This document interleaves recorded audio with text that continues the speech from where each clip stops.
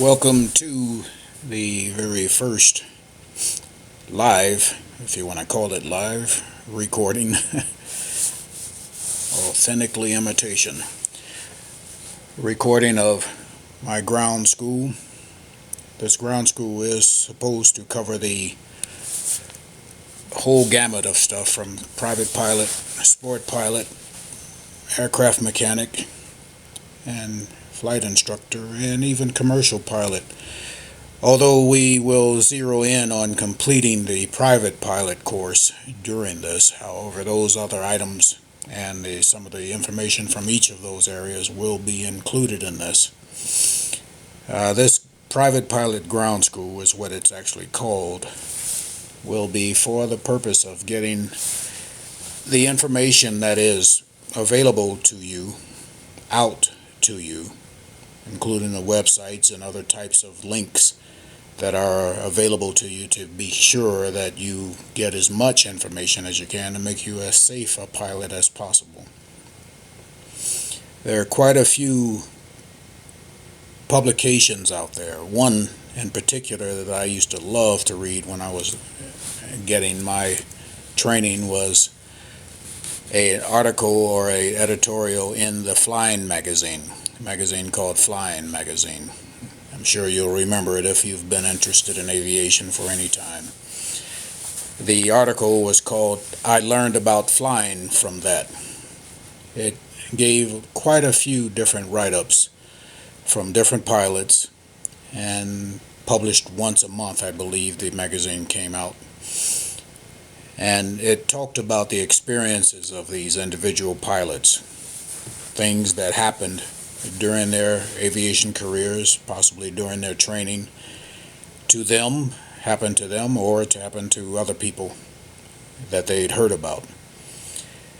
I'd sort of like to admonish each and every one of you to take this particular undertaking very serious. I'd like you to take it a lot more serious than I did, and possibly than most other people did. A lot of the things that I experienced, and thank God the list is shorter than it probably could have been, but it is not as short as it should have been. The list of things that I experienced and learned about during the gathering of the 1,500 or so hours, actually it's over 1,600 hours now. But because these experiences were spread out over a long duration, and because the flying was spread out over a long duration, I didn't stay as sharp as I should have stayed. I started flying in 1974. The 1,600 and some hours that I have now are probably totaled up until the year 2016. That's a long time for 1,500 hours to be spread over. I've met other pilots who have 15,000 hours spread over the same amount of time, or even less amount of time. I only have a little bit over 1,600 hours. So it does behoove you to try to do whatever you can to stay as sharp as you can, and to continue to learn from other people during the times that you are not flying as often as you should. I personally could not afford to survive on the income of a flight instructor, which is why I became an aircraft mechanic. I did not become an aircraft mechanic simply for the money, but I did become one because the opportunity availed itself, and I knew that it would make me a better pilot, which is probably why I'm still alive. Other people who want to learn to fly for different reasons would probably have a lot different avenue. You know, if they don't have a family to support, maybe they can afford the flight instructor route. I became a flight instructor, but I did not rely on that income to support me, so my flying was sporadic, mainly to keep me current and mainly to be an efficient pilot. But I'm sure my flying skills were not as efficient or as up to par as they could have been had I been flying every day. That's not to say that I did not learn from other people's experiences, which is what I recommend to you. Take advantage of as many items or many avenues of information that are available to you that are full and bursting with other people's experiences, and learn from those experiences. Eisenhower said it's a lot better to learn from other people's experiences than to have to experience everything yourself. I'll start with some of my experiences because I believe that it's something that will help the instruction procedure or the procedure of learning to fly, learning about airplanes, and I'll try to mix in everything I can to keep us on track to accomplish the things necessary to make sure that you do pass the written examinations for the private pilot course. There's a sport pilot. I'm going to list the avenues or the certifications that are typical. The route used to be typical to get the private pilot license first, and used to be typical to go to the commercial license next. However, a lot of private pilots did get the instrument rating after the private pilot certificate. The commercial and instrument certificates were both obtained by myself at the same time. And then the multi-engine rating certificate is what's typically next if you're not going to be a flight instructor after the commercial instrument. And if you are going to be a flight instructor, you would probably go for the single engine certified flight instructor course and then the certified flight instructor instrument course. Nowadays, the MEI, the multi-engine instructor course, and the multi-engine instrument instructor have both been stipulated that you should not teach instruments in a multi-engine airplane unless you have the multi-engine instrument instructors certifications. And then the airline transport pilot, air transport, ATP. So that's private pilot instrument or commercial instrument, then the CFI, then the CFII, that's certified flight instructor instrument rating, and then the MEL, multi-engine land, and then the multi-engine instructor rating, then the ATP. Some of the things that have occurred to me, or happened to me, is that the word? And I might as well start back as far as I can. And I'd like you to store these in your knowledge bank as well as you can, and maybe even try to retrieve them a few times so that you can retrieve them if something sparks your connection to this information. So you don't forget this information. Because I'm not 100% positive that this information won't be buried under the other information that you'll be receiving, maybe you should put it back again on top of the information after you have received that information. And I'm going back to the beginning of my career, my flying career anyway. I started flying after a tech sergeant in the Air Force asked me if I wanted to learn how to fly. This was a few years after I had already taken a flight in a single-engine airplane. I believe it was a Piper. It was a low-wing aircraft. I don't really know for sure. I think it was probably a Piper 140 in the Meigs Field, Chicago area. Meigs Field, right near McCormick Place. That field is gone now. It was on Lake Shore, or the shore of Lake Michigan, right next to McCormick Place. I used to be a taxi driver in Chicago, and I'd see a flight scene sign all the time there at the shore at the airport at Meigs Field, go out there to pick up passengers. And I kept seeing the flight scene sign over and over again until I finally got up the nerve to ask a friend of mine, who was not really a girlfriend. I'm sort of sad that we never did become boyfriend and girlfriend, but she jumped at the chance. I said, "I'm too afraid to go by myself. Can I hold your hand while we go?" And she jumped at the chance, and we went, and I loved it. We flew over over Chicago area, and we landed, and we probably never saw each other again even after that. We saw each other a few times before that, and never again after that. I didn't panic and scream, and she didn't panic and scream, but we both loved it, evidently. Several years later, I was in the Air Force when the tech sergeant asked me. That was my only flight prior to the military transports, airlines, that I had flown on to get to San Antonio, Texas, or Eglin Air Force Base, which is where I met that tech sergeant. After going through the private pilot training, and I probably shouldn't ignore these things because they're important. And that's really one reason I'm wearing this hat and this shirt during these presentations. I actually went for a flight with that tech sergeant. He was actually living in Alabama.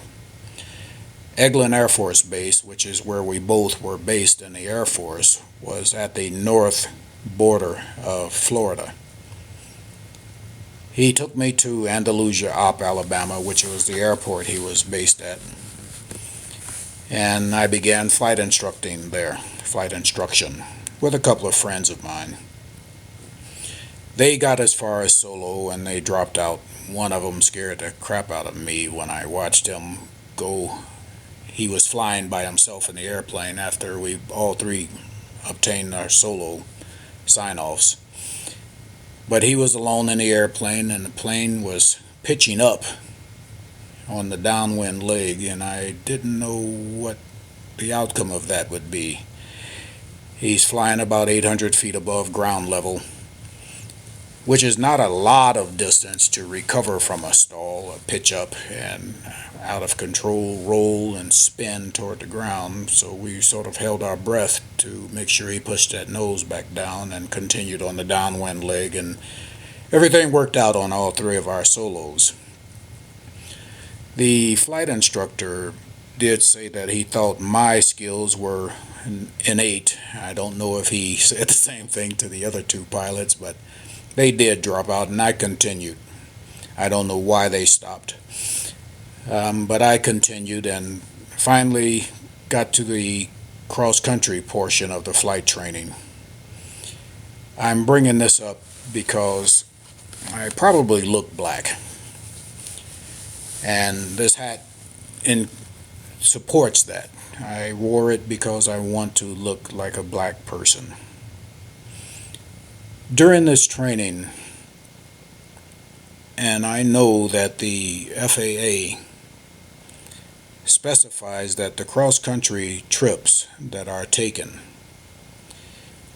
especially after they have been signed off and endorsed to have a solo cross-country trip, for the student to make that trip solo, that means he is alone in the airplane.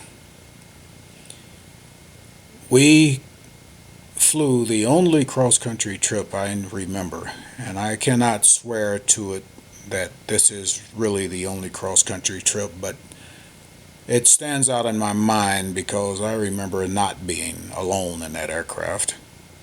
It was at nighttime. It was in Alabama. And I'm letting you know this because I was chased out of Alabama once because I'm black. My wife is white. I met her also at Eglin Air Force Base, and she was up in Andalusia Op with me one time. We were in a hotel and chased out by the KKK, they called themselves. This solo cross-country trip, which was not solo, and being at nighttime flying over Alabama, I can understand, I think, why they chose to do it that way. The instructor or the pilot in the airplane with me was also a white guy, naturally. The flight instructor was white. And if I had been a black guy flying solo by myself around Alabama, it's possible that anything could have happened, I suppose, if I landed at an airport in Alabama. Solo black person at nighttime. I did receive the night training. I received very little VOR training, that is a navigation instrument in the aircraft. Very high frequency, that's the V. Omnidirectional, which is the O. Radio range receiver, which is the R. And after I was signed off to go and do the check ride to get my license with the examiner,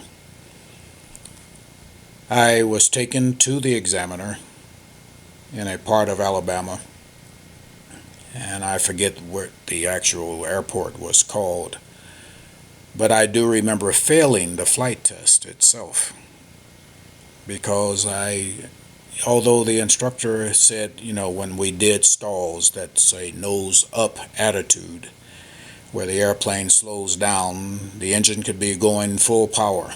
We called them either landing and approach to landing stalls, or takeoff and departure stalls. Sometimes they call approach to landing, they call them approach to landing, and sometimes they call them accelerated stalls or power on stalls. An accelerated stall is a different version of those stalls. Again, approach to landing stall. This engine is, let's say, it's pulled back to low RPM as if the airplane is descending. The power on stall is usually at full power as though the airplane is climbing away from the airport. And the accelerated stall is usually at full power and the airplane is banked steeply and the nose is pulled up while the airplane is in a bank. Those three stalls were things that I had gotten used to, and they were natural to me. I didn't mind them at all. The examiner intimidated me, and he did not try to intimidate me. I was intimidated simply because I was taking a final check ride for the license. The normal recovery for either of those three stalls, the approach to landing stall, the takeoff and departure stall or power on stall with a turn or without a turn, and also the accelerated stall, the recovery procedure for each of those three stalls is to reduce the angle of attack. And that basically means if the nose of the airplane is being pulled back or the plane is being slowed down too much so that the wind begins to separate and leave the upper surface of the wing, then the airplane would begin to fall in the direction of gravity or in the direction of momentum. If the airplane begins to fall, then the recovery is to go in the direction that it's falling. Push the nose down if you were straight and level. If you were climbing with power on, push the nose down to get the wind to bond again back to the upper surface of the wing. If you were in a steep bank and pulling back hard on the control yoke, releasing the back pressure on the control yoke drops the nose. In this case, the nose would be moving toward the horizontal. If you were banking with one wing high and one wing low, falling would be in the direction that the whole airplane wants to go in. Anyway, on the examination with the examiner, I did a takeoff and departure stall, which is what he requested, and the full power, and he wanted it straight ahead. And instead of when I heard the stall horn, instead of hearing the stall horn and immediately reducing back pressure on the control yoke or dropping the control pressure or dropping the nose, I was trying not to allow the nose to fall to the left or to the right, which kept the nose up in the air. And the nose did fall to the left. And we entered a left turning spin. Nose went down like a knife edge, and we began to rotate around the longitudinal axis. I had never been in a spin. I failed the flight test, but I loved the experience. It taught me a lot. It taught me about spins. I could have pulled the airplane out of that spin easily because he had made sure we climbed up to, I believe, 3,000 feet AGL above ground level. Anyway, the reason me bringing this up to you is to remember to lower the nose or reduce back pressure in a stall. And the stall does not refer to the engine power or the engine RPM or the engine power output. It doesn't refer to the engine at all. It refers to the wing flying or not flying. That particular thing, a bit of experience, push the nose down in a stall. Gently, you only need to reduce the angle of attack very slightly to make the airplane begin flying again. The next admonition is something that happened when I bought a Cessna 150.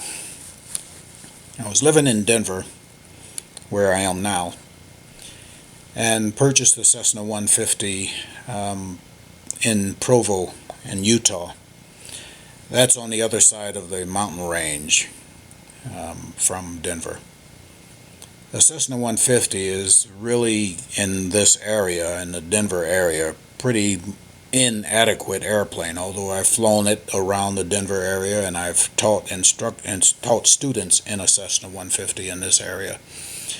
You must be paying attention to the vertical speed indicator to make sure that it gives you a positive indication, a positive rate of climb. Anyway, I planned a flight plan with a passenger after picking up the plane in Provo. The flight plan was to take us over a mountain range and down through a valley that was a north and south valley. We were going to head north toward Wyoming, and I believe it was Laramie that we would land at first, or the intention was to land at Laramie first and then to Rollins, and it's possible I might have those two names mixed up. Both of them are in Wyoming. One is further west than the other. And we headed up the valley after climbing up and going through a pass between the mountain peaks and then back down in the valley and then headed north. Began to check the weather again after, as we did prior to takeoff during the pre-flight, and found that the wind speed had increased to 42 knots, which is quite a bit of wind for a Cessna 150. It's quite a bit of wind for any small aircraft. It was 40 knots out of the west. It wasn't quite 270, but it was from the west. The airport had a runway that was landing to the west. You would enter the traffic pattern south of the airport and fly toward the east as you are in the traffic pattern on the downwind leg. And then you'd turn a left 90-degree turn to enter our base leg and then land toward the west. But as I was turning that left base turn to approach or get close to the final approach direction, final approach course, when I would be turning west again, I could see that the wind was pretty bumpy, pretty high, and I remembered seeing a plane in the Boston area where I'd got my commercial rating and instrument rating. I remember seeing a plane after I landed with an instructor